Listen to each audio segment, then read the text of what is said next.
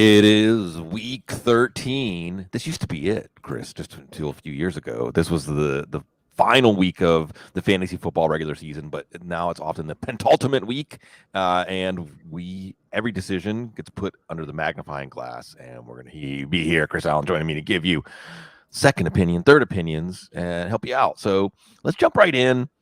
And again, thanks everybody who's showing up with this pre-scheduled show to give us questions before it starts. Awesome. And it helps us pick out some questions. We try to get everybody's question answered who shows up early as an incentive and hanging out. Thank you, everybody. Let's start with Mel Johnson, Chris.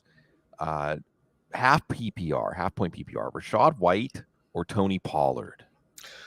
I like Tony Pollard in comparison. I mean, Rashad White, I think he was fine last week. I do think that there's, I guess, some concern about Tampa Bay's insistence on running on first down as it wasn't very successful. But I think White came out, showed us what he was capable of doing. I actually saw him more involved in the passing game, which we expected for him coming out of college.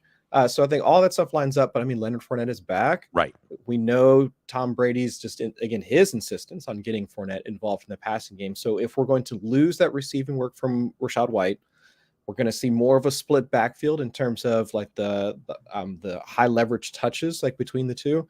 It's just easier for me to look at Tony Pollard, even though he's in a split with Ezekiel Elliott. That split has been more productive for Tony Pollard over the past couple of weeks. And I think, and especially we expect Dallas to just roll over the Colts tonight.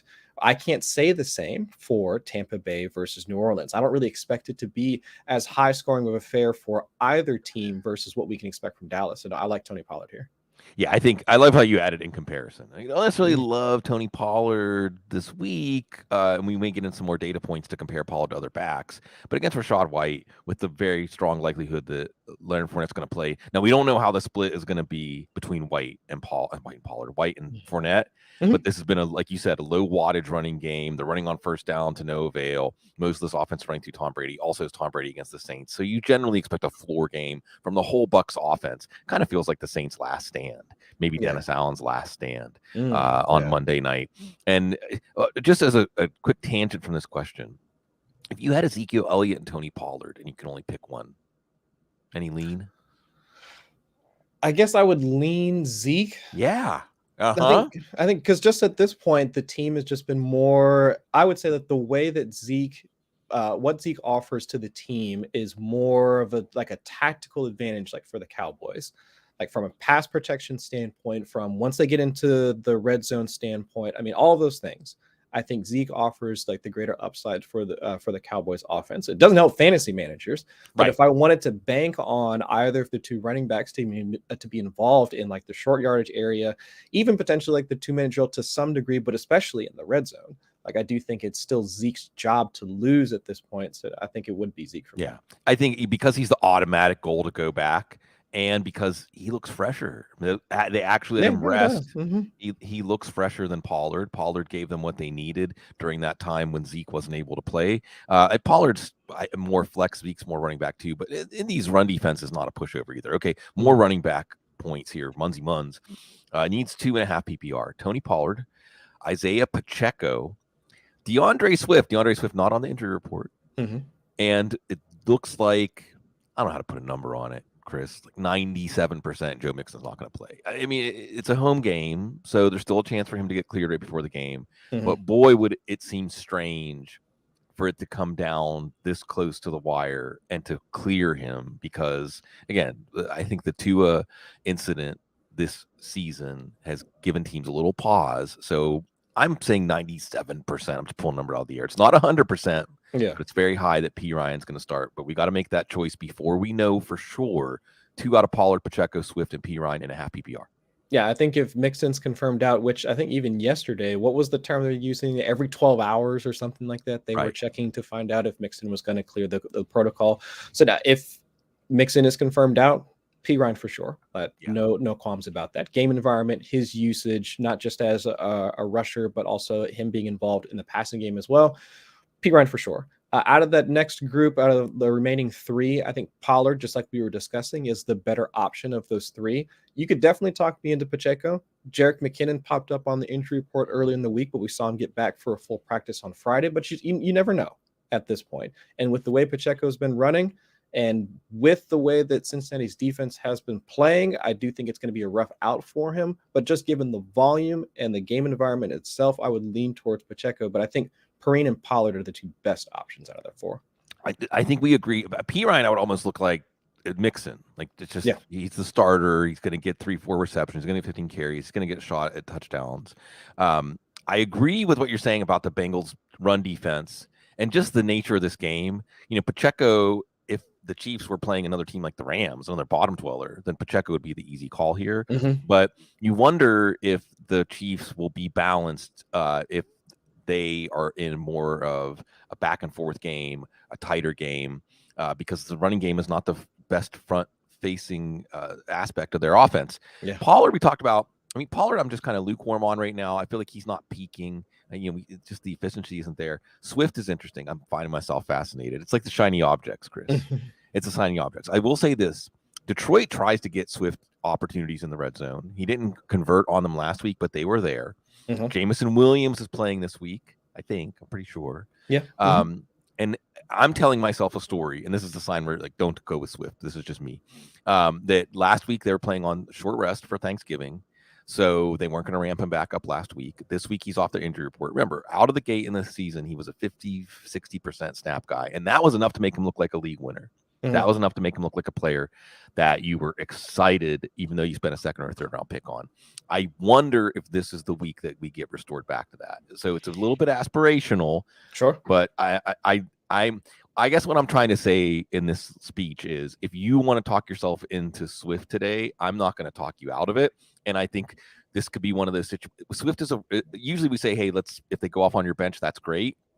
It's week 13, week 14, these 2 weeks, you might not have that luxury. And these are all, so Swift. And another thing to think about as we put everything under the magnifying glass at this point in the fantasy football season, look at your matchup. You have at least some results from Buffalo and New England, maybe to see how you're doing.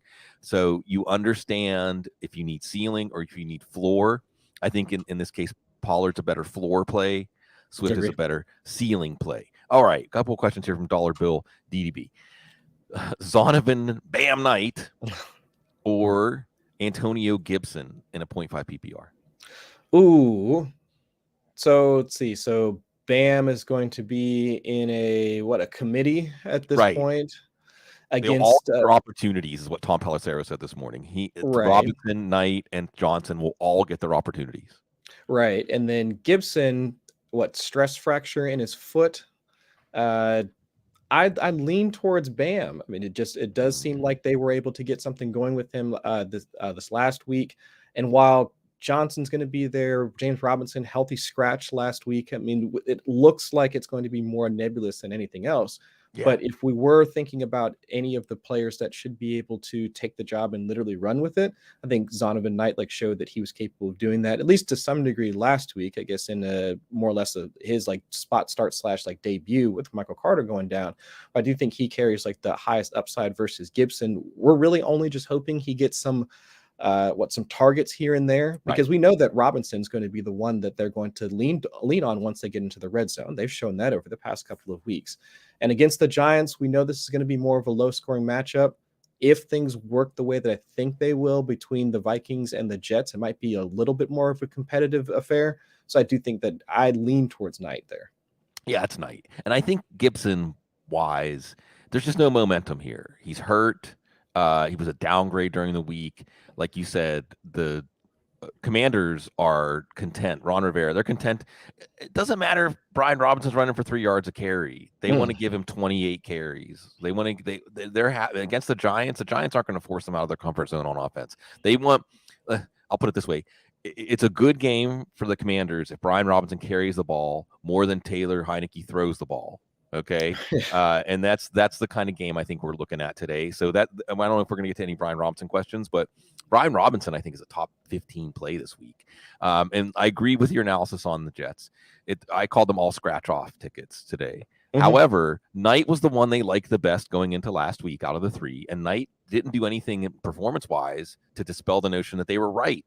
Ty Johnson might have a little bit of edge on passing down snaps. And then there's James Robinson, who the reason to play James Robinson, if you have to consider him as an option is he always punches his way out of the corner, always.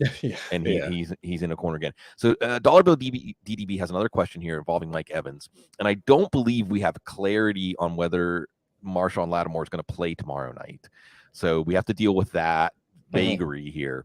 But Nico Collins and Brandon Cooks is out today. It's the Cleveland-Houston, the return of Deshaun Watson. Elijah Moore, who didn't get much but scored and had 64 yards on 2 targets last week.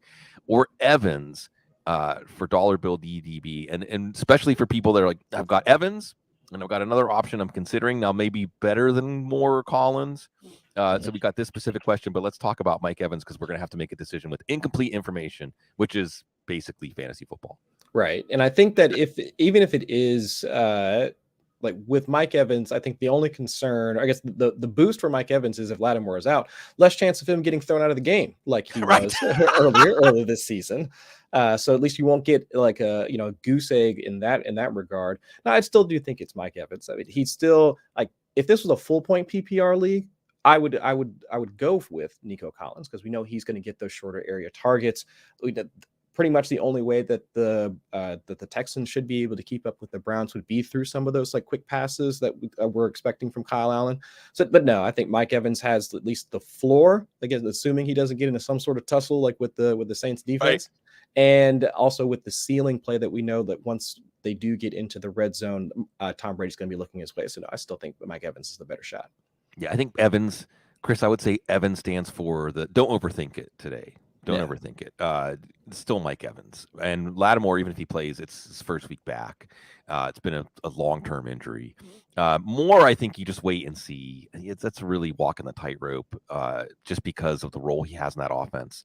Nico Collins, you sketched it out well. You can count on him for 10 to 12 PPR points today. He might not get much more than that, and it might be like on a 7 for 45 kind of line. Right. But it'll be there. But not over Evans. But when you're thinking about him, another ones, Mel Johnson, tight end. Boy, there's gonna be. If you're looking at your tight end today and you're thinking, "Am I really playing this guy?" By the way, Logan Thomas was taken off the injury report. If you're looking for somebody off the waiver wire, you never know. Debating the better tight end play, half PPR: Gerald Everett or Greg Dulcich. Everett. I'm going with Everett just because they're down. How many starting offensive linemen are the Chargers not going to have today?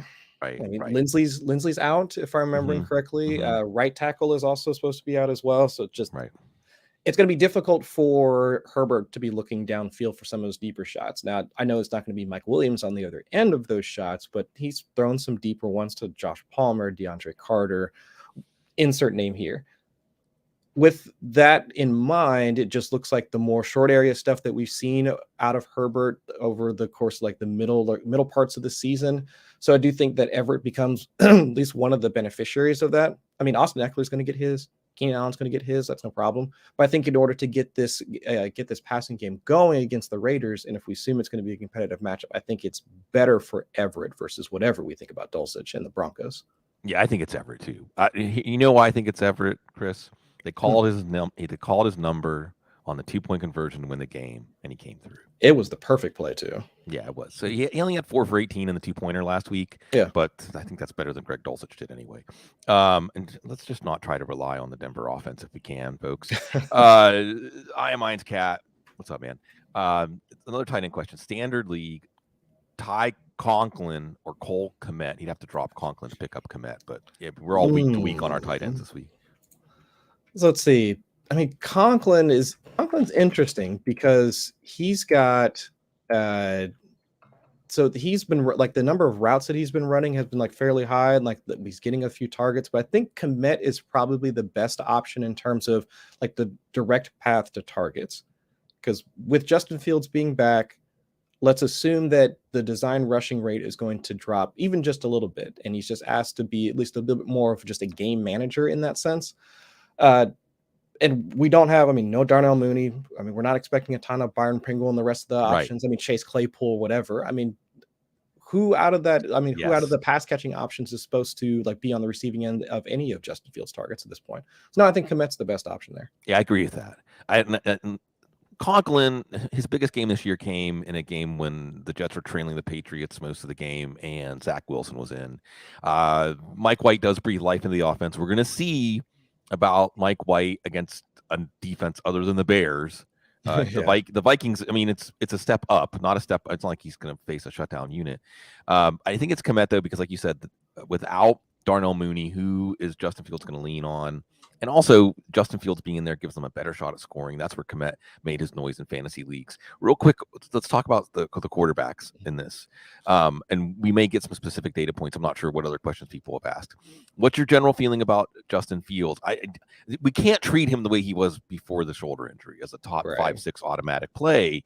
Now, at the same time, what that invokes is if Fields is not used as much as a runner, it is his non-throwing shoulder, but still, if he's not used as much as a runner, then what is he for fantasy, especially without Darnell Mooney? But again, Mike White, we saw turn back into a pumpkin pretty quickly. What's your general temperature check on Fields and White as fantasy options today? I think both kind of fall into the same bucket for me, is that we can see just more of those short area passes.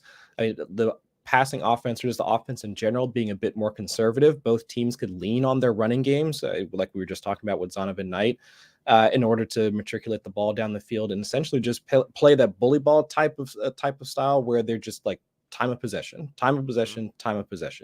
And if they can play similar to the way that the Commanders have played, like where they're just executing those long drives and kind of moving the ball that way, that's fine.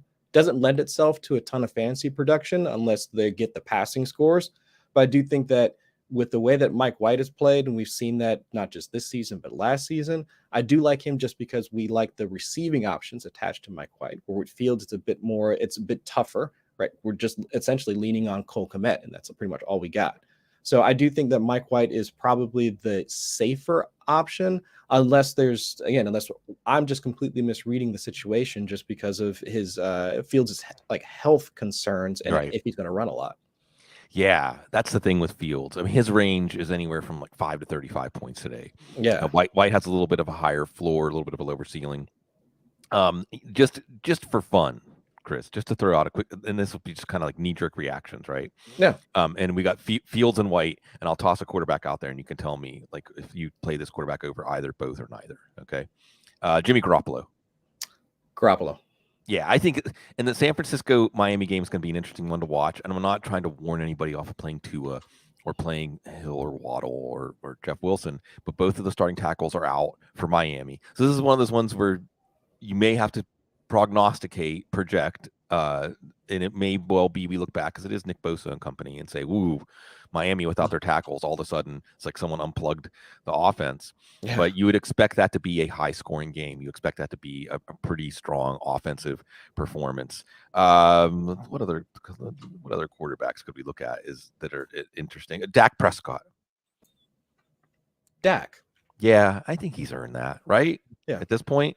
He's earned that. Yeah. Even like what Michael Gallup is questionable. He had an illness, if I remember, popped up. Expected to play though. Yeah. Yeah. Aaron Rodgers. This one's more narrative, isn't it though? Yeah. I own you. Yeah, and it's like because it's the matchup, but it's also the way, like, couldn't you just see Rodgers going out in just like this blaze of glory, right? Because he has this big game. They go into the bye, but really they don't have any playoff hopes. Right. And then over the bye, the team just comes out and says, Aaron's giving it the best that he's got, but he just can't do it anymore. So we're switching in Jordan Love to finish out the season. And then, Rodgers just walks off out of the 2022 season with one of his better games, walks out with a W, and then the team makes the switch that they've been probably wanting to do for the past couple of weeks. Yeah. Kind of fits. Yeah, I like it. And I think that the Bears, if you need another nudge there, it's the Bears defense, which has just been atrocious. Yeah. And again, we're going to watch Mike White. Chris, we're almost back to the beginning of the season where each week is going to give us additional context to what we just observed to understand how to use that going forward. All right, let's get back to some questions here. Kendall Cook, start 3. Devontae Smith, who I think had a groin, but is eventually off the injury report this week. Mike Evans, we talked about. Isaiah Pacheco, we talked about. Jamal Williams, Mr. Touchdown, and Chris Olave, who plays tomorrow night against Tampa. I definitely like Mike Evans for the reasons we stated earlier. Devonta Smith for sure for me, and then Chris Olave sticks out out of that group too. I mean, we've seen him be like one of the wide receiver air yards leaders throughout different points throughout the season. especially like given their matchup against Tampa Bay. Like we know that Tampa Bay secondary is one that you can pass over. We just watched like Jacoby Brissett do it in his final game of the season. But for Devonta Smith, without Dallas Goedert like in the lineup, Devonta Smith has actually posted the higher efficiency metrics between him and AJ Brown. Now, some of that might be skewed by the fact that AJ Brown was sick going into their primetime game last week, to the point where he like popped a blood vessel in his eye or something like that. It was absolutely wild. Whoa. But yeah, but still, we know that Tennessee's strength is their run defense. And we, at least from my perspective, that they're going to have to lean on this passing game, AJ Brown revenge game aside. I still like Devonta Smith like in this matchup too. Yeah, it's such a great storyline. I would generally, I'm not going to talk you out of Jamal Williams, say, over Olave, just because Andy Dalton, we're not going to have a ceiling game from Olave with Andy Dalton. We still have a high floor. With Jamal Williams, you have those chances for touchdowns. But I think Smith is in because of that high ceiling. And if we weren't talking fantasy football, Chris, we would just be talking about Tennessee, Philadelphia, San Francisco, Miami, and Kansas City, Cincinnati. The Tennessee-Philly game. Yeah, such good games. Oh, man, especially because of the A.J. Brown factor. Because I think you could easily see this game afterwards. We look back and think, man, what would Tennessee look like if they just had A.J. Brown? Right.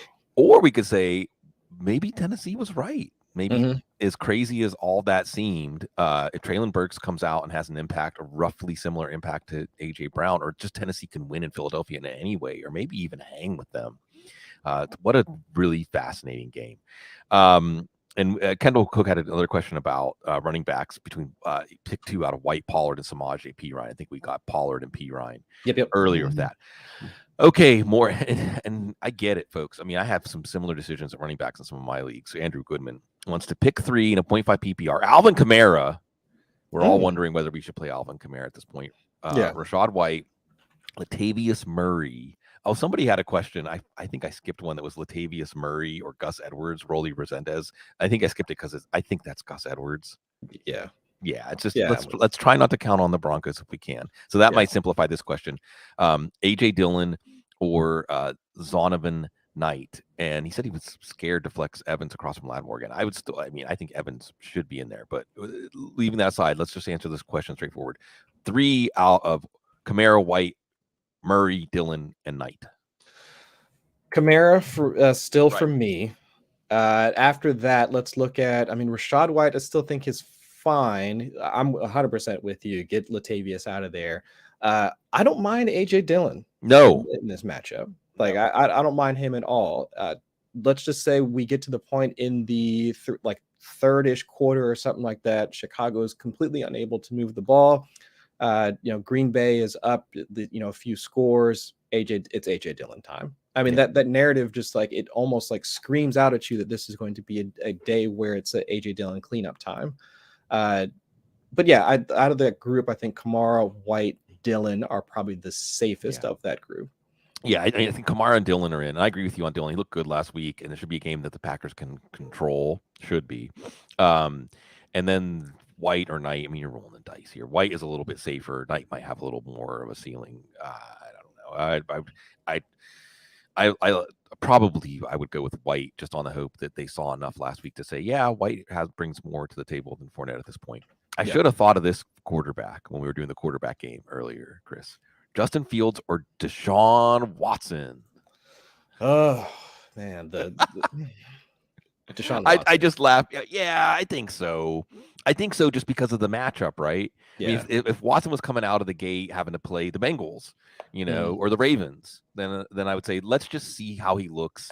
But it's the Texans, and with Justin Fields again, what is Justin Fields without running ability? I mean, it's like, geez, if they're holding him back as a runner, and also you have the possibility of him taking a hit that could end his day. So right. And on the Cleveland side, I know that the running narrative at this point is, well, it's against the Texans, huge Nick Chubb day. They shouldn't really have to pass a lot. But at the same time, even if they are capable of doing whatever they want, couldn't they also use this as a play with your food type of game just to figure out what does work for the offense moving forward? Deshaun Watson hasn't played in over 700 days or whatever the count is at this point. We saw him in the preseason. He looked somewhat shaky on the few passes that we saw him for. So if everything is kind of clicking for that offense, why not keep him out there for a little bit longer, see what actually does work? If he is in sync with his pass catching options, and he could wind up having at least a serviceable day. I'm not saying he's going to have like a Deshaun Watson 2019 like type of day, but at the very least, compared to Justin Fields, he might have at least have a higher floor in that aspect. Yeah, I think so. I could have a lot more ways the Justin Fields start goes wrong than the Deshaun Watson one. Solved for now. Cordero, half PPR. Cordero, these are players on the way down, but 6 teams on bye. And I just want to make a quick PSA. If you're listening to this show and you're still caring about your fantasy lineups at 10:27 Eastern in week 13, trust your gut. We're going to give you our take. But if you're still in it and you care this far into the season, make sure you trust your gut. Especially on these kinds of calls where it's 6 teams on bye, we're having, these are not necessarily attractive options. Who are we talking ourselves into in a half PPR, Chris? Cordero Patterson or Allen Lazard? I think it's Patterson for me. I think because we look at the receiving options for Green Bay, and we're assuming that's going to be Aaron Rodgers under center for that particular matchup. It's been Christian Watson, it's been Aaron Jones, it's even AJ Dillon to some degree as the pass catching option. So it's not like Lazard has completely set himself like up there in turn, like in the pecking order. But for Cordero Patterson, we know that he's going to have to be involved in the Falcons offense that still has a shot at the playoffs, going up against the Steelers defense. And while I know from a rushing standpoint, things are going to be difficult for him, but from a pass catching standpoint, he could wind up still with a few extra targets now that they don't have Kyle Pitts like for the rest of the season. So it's just, for me, that alone, like the volume alone, like gives me at least a bit more security, like with Cordero Patterson. Yeah, I'm a pro Patterson play. That's a lot of P's today because know this, folks. Number one, under the headline of Patterson doesn't really do much for fantasy teams last week, he had 3 receptions. They were pretty early, and he was targeted on that last pass that Deron Payne batted up in the air for the interception in the end zone. Or Cordero Patterson would have had 4 receptions for like 24 yards and a touchdown, and he would have been a fantasy success. Secondly, it's the Steelers. Know my Steelers too well here. A runner like Patterson in that kind of running game, the Steelers can get caught over pursuing. He can catch that cutback lane, and goodbye. So I like Patterson today. And Lazard, I think Romeo Doubs might be back today too, just to complicate things. And I'm not trying to talk people. We haven't got to a Christian Watson question. Christian Watson is so hot. Sometimes, Chris, a player gets hot enough in fantasy football. You just don't talk yourself out of it. Yeah. Don't talk. It's Chicago. Eddie Jackson's out, the best player in their secondary, maybe their defense. Let's get a Dameon Pierce question in because it's quiet, tumbleweeds and crickets when we're looking for fantasy value from him, right? Dameon Pierce, Darren Danker asked, Dameon Pierce or DeAndre Carter in a half PPR? I believe in Dameon Pierce. I think, but I think the reason is this was always in the range of outcomes for Dameon Pierce, like where the Texans were at as an organization. Come from week 1. Like we knew that this was a possibility. Now we just didn't expect Dare Ogunbowale to be the one to kind of start taking touches away from them once they get in negative game scripts. But having some sort of other running back like on the field or someone another player out there to take touches away from Pierce, that was definitely always going to be an outcome. We just didn't expect it to be in week 12, week 13-ish time frame, and it was going to be a guy that we never saw coming. If anything, we thought it was going to be Rex Burkhead. But against his Cleveland Browns defense, I mean, unless you're the Tampa Bay Buccaneers for some reason, every other team has been able to run on this Cleveland Browns defense. So if there's any hope for Houston to move the ball against them, it has to be through Pierce. The whole offense has sunk around him, and without Brandon Cooks, they're going to need other options like in their passing game too. So I do think that from a volume standpoint, Pierce is a better option, even though I know most folks won't want to click it at this point. It's so tough. I do think 2 weeks in a row, the one thing that could make you regret benching Pierce today is if Houston gets up emotionally for this game, if the crowd gets up emotionally for this game, and it's like their Super Bowl basically, and it could be, and Pierce could really fuel that. But most of the bad fantasy calls I make for myself and on behalf of football guys for other people are when I try to predict when a trend's going to reverse. And there's a clear trend here. Another part of this is DeAndre Carter. I think it's 4 games now. When Mike Williams is out, DeAndre Carter is good.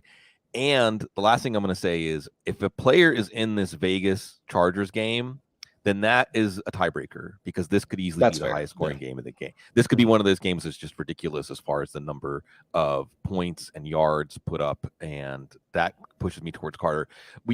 But Pierce has that fear of missing out if we see that the Texans are really up for this game. Let's get and this Diego with his first world problems, but let's get a Jamar Chase data point at least. Because Diego, what's up, man? One of our favorite people for sure. Sit one out of Dalvin Cook, Saquon Barkley, Jamar Chase, or Keenan Allen. Whew. Saquon?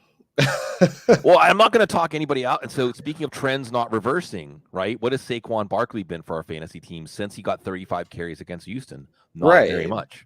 And I'm thinking that for the Vikings, what Darisaw is supposed to be out like for this week, and what's the best way for the Vikings to try and move the ball? Like I know it might be those short area targets. I mean, those short area targets could go to TJ Hawkinson, Adam Thielen, or whatever, but Dalvin Cook could also like be the beneficiary of some, like get a couple of screen passes for long gains, something along those lines, like while they try and look for Justin Jefferson like deep. Again, with the way that the Giants have been playing with, I mean, they're relying on Isaiah Hodgins and Kenny Galladay, Kenny Galladay actually being active today, and the team is reporting it as a positive. That's not good. That's really, that's not a good thing at this point. So no, I think Saquon is probably the one that I would sit. But again, it's just you hear the name and just like you have to sit that guy. That's rough. Yeah. Oh, the Giants and Commanders, also an interesting game, kind of undercard today. Yeah. It's sort of a pre-playoff game. I think whichever team wins this game, and they're going to play again in 2 weeks, is going to have an inside track to a playoff spot, a surprise playoff team. All right, Iron's Cat had one. He got it in too early, and I guess YouTube cut it off. Standard, and I like it when people add this. I actually do win and in. I mean, I just want to let people know when you do add the stakes to your question, it does make me, I mean, maybe it's bad for you because what it does is it makes me pause and then maybe I am in danger of overthinking it because I really don't want to let you down. Right. And so we've talked about these guys, but I want to just get this question in because it got cut off. And Iron's Cat's always one of our best supporters. And I'll just say this because he's usually good about this. If you're here, like the video, comment on the video after, if you come back after it's over and comment on it, I guess that helps. Subscribe to the channel if you can. That helps us out, helps the word get out about Football Guys to other people. Okay, start 2 standard.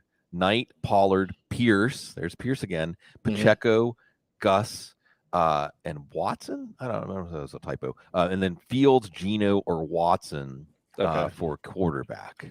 Okay. I think Gus would probably be one of those two. The second two, let's go with I'll go with Pierce just for the reasons I listed, but I would not be in a standard league. It's easier for me to go with Pierce, like over Pollard or Knight or even Pacheco to a certain degree. So I think it's Gus and Pierce on that standpoint, and then Fields, Geno, or Watson like off the wire. I think I'd lean Geno. It'd probably be Geno, then Watson, then Fields for me. Yeah, I think so too. And I'm not against adding Watson, depending on who you'd have to drop, just to have him to see what happens, so that somebody else can't benefit from that. But I agree, and I think Gus is the easy one. And then Pierce gives you at least a little more assured opportunities, touchdown opportunities, and things like that. Like you said, standard amplifies that a little bit. Maybe Pollard or Pacheco have those opportunities for short touchdowns in this one. Pollard, I don't know about the long touchdowns in the cards for him. So I think got to stick with Geno against the Rams. One of the games we won't be watching. We haven't had a Sky Moore question or a Kareem Hunt question. D Cup 22. Full PPR, DeAndre Carter, Sky Moore, and folks should just know Sky Moore, 6 targets each of the last 2 weeks, usage trending up, snaps trending up, or Kareem Hunt, who's done nothing for us, but it is a game Cleveland should win comfortably in Houston. Yeah, I think Carter's the best option, but if you were if you were trying to swing for the fences, I think Sky Moore is a very I think he's in a pretty good spot for this week. With the way that we're assuming that the Chiefs will try and operate, like if they try and take a couple more downfield shots in order to get away from the Bengals pass rush. I do think either Sky Moore or Justin Watson. I think either of those two are like fairly interesting for today. But I think the one with the floor ceiling combo is Carter. Yeah, Carter's the play here, but with Sky Moore, and it's getting a little aspirational to play him this week, but I wouldn't necessarily talk you out of it. But let's just go back to what we saw on Thursday night from James Cook, and let's think about rookies and the rookie addition, the trust growing. I mean, all these things apply to both of these players, I think, where that physically what the player can bring to the offense is something they need, but there's also a trust factor that needed to be there before the team was willing to use them more. So, James Cook, if he's still on the waiver wire, really what this take is like if Sky Moore's on your waiver wire and you can figure out a way to put him on your bench, go ahead and do that. Because after this week, much like we're going to have the conversation about James Cook, we may be having a conversation about Sky Moore as a player we need to keep playing. It's Patrick Mahomes. He's like Patrick Mahomes is like the magic beans in Jack and the Beanstalk with fantasy value. We're waiting. One of these receivers. It's going to happen. Okay. ESM 1957 needs a flex out of David Montgomery, Josh Palmer, and Tyler Lockett. Lockett. Yeah. I think that's the easier one. Like for me, I think Palmer, he's fine. I think Palmer is fine. He's shown to have standalone value, even though my assumption coming into the season was he would be the direct replacement for Keenan Allen. But even with Allen back, like he's performed well. Montgomery also fine, but if we're looking for floor ceiling, I think Lockett offers that. I think DK Metcalf has shown to have like the higher target share out of the two over the past couple of weeks. I think Metcalf had like over 10 targets last week, if I'm remembering correctly. But still, we know Lockett's like big ability to earn targets in an offense that we think should perform well in what will be a competitive matchup against the Raiders. So Lockett for me.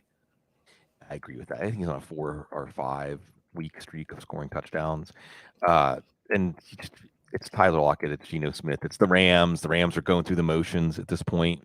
Yeah, so, what a season for Los Angeles. It's what happens. I don't want to get too much and go down story lane here, Chris. But one time on Fish Tour, the car broke down and we were under 25. So the only people that would rented us a minivan that had 100,000 miles on it, and we were going to drive all up and down the West Coast. We're doing Fish Tour. We thought, well, it's the only option we have. Yeah, and it made it all the way back to Flagstaff, Arizona. It made it all the way back to Flagstaff, Arizona. And when we pulled into the rental car place, a coolant just came out of the bottom of the car. Like it had just enough. Yeah. And that's the Rams, right? Right. They had. I know as a Bengals fan, it's almost painful for you to think about this, but they had just enough to win that Super Bowl, and the Rams are going to hand off the baton to the Lions because Lions get that high first round pick. Let's see what they do. All right, Chris. Another Chris wants to know. Rest of season, start one quarterback. You're going to roster 2 out of these 3. Who gets dropped? Justin Fields, Tom Brady, and Trevor Lawrence. So let's see. So Jacksonville over the next few years, they've got Tennessee, Dallas, and the Jets. Or no, not. Nope, I'm lying. Oh no, I'm right. Okay, yeah. No, Jacksonville.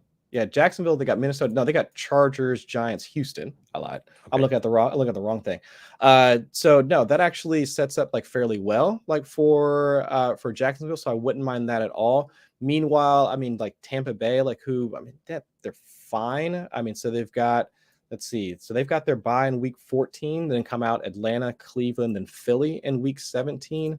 I mean, Jacksonville at this point, I don't mind that at all. No. I mean, I would think that lineup for Trevor Lawrence, over throughout the fantasy playoffs, is one that I would want to target. We know what Christian Kirk has been so far. Zay Jones popping off. I do think that Lawrence has the best run out of that group. So Fields is the one we drop. I mean, that would be my answer because Fields we have the question with the shoulder. We have the question with the running ability. He's also on bye next week. And then you have Buffalo and Philadelphia in weeks 15 and 16. So I'm not sure if I'm using Justin Fields. Now it's Detroit in week 17, but I think Lawrence gives you that. He's warming up. He had a signature fourth quarter comeback last week against a good Ravens defense. And like you said, the schedule is lining up. The offense is lining up. Travis Etienne will see about his foot, but if something happened to Etienne's foot, now you have all this offense on Trevor Lawrence's shoulders, and he's playing well. Another desperation tight end play. I had so many during our preview shows this week, Chris. I had so many takes that were here's another tight end you can just roll the dice on. Yeah. Speaking about scratch off tickets, there's going to be another free ticket. Uh, David Meyer, 16-team tight end premium. Harrison Bryant, Logan Thomas, Big Bob Tunyon, or Jelani Woods. Logan Thomas and Harrison Bryant, like either one of those like stick out. I think Harrison Bryant is the easier of that entire group now. No Njoku, like we were just talking about earlier, the game environment for Deshaun Watson and the fact that they should be able to move the ball easily against the Texans. I think Harrison Bryant's the easiest play out of that, but I wouldn't talk you out of Logan Thomas. Yeah, I won't be shocked if, in hindsight, Jelani Woods, and I'm not even 100% sure what his health he's playing tonight. I won't be surprised if that's the answer in hindsight, just because he had that great game last week. Sure. And he's, but I think Kylan Grant is going to be back. I agree with you that it's Harrison Bryant. And with no David Njoku, with Deshaun Watson out there, this could be an easy one. More desperation tight end questions. Unite Santini. Evan Ingram or Tyler Higbee? It's still Higbee. Those are the struggle targets, but it's just, Ingram's out there. He's still running. I think he's third in terms of pass catchers on Jacksonville in terms of routes run and route participation, but he's just not getting any targets. I think he still has like single digit targets over the last like few weeks, despite the number of routes that he has run. So no, I think it's Higbee. I'm going to go with Evan Ingram simply because Jacksonville going against Detroit. Detroit tends to give up good numbers to tight ends. That's fair. With Higbee, it seems to me like he's not even a struggle target anymore. He's really just like he's got his finger in the jam. Yeah, exactly. Because we'll sign off with this one. We'll see a fellow Bengals honk like yourself. Justin Fields, another data point for Justin Fields. Justin Fields or Jared Goff? Goff. Yeah. Goff with a healthy Amon-Ra St. Brown on the field is fifth in EPA per play amongst all quarterbacks this season.